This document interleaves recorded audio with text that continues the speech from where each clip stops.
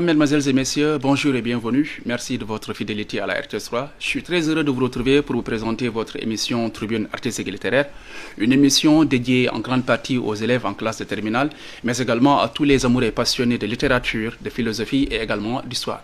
Vous avez été très nombreux, vous qui nous suivez sur la RTS3, à nous interpeller pour nous demander de revenir, n'est-ce pas, sur ce long chapitre de la guerre froide et de terminer bien sûr la chronologie historique des relations Est-Ouest qui s'étendent de l'année 1947 à 1991.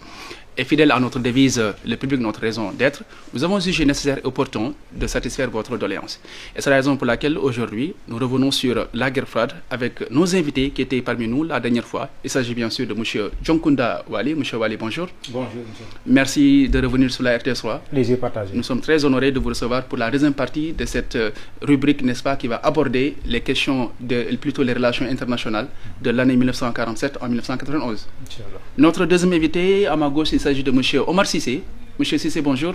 Bonjour, monsieur. Bon retour sur la RTS3, vous également. Merci. Nous sommes honorés de vous recevoir pour aborder, n'est-ce pas, ce chapitre très intéressant et passionnant inscrit dans le programme du soir en classe de terminale. Effectivement. Sans plus tarder, nous allons très rapidement enchaîner avec la première question. M. Wali, la dernière fois, vous nous disiez que la crise de Cuba, qui a eu lieu en 1962, a eu un impact retentissant, que cette crise-là a cristallisé toutes les attentions et que le monde a frôlé de justesse une troisième guerre mondiale. Monsieur Wali, en quoi la crise de Cuba fut-elle un tournant majeur dans les relations Est-Ouest?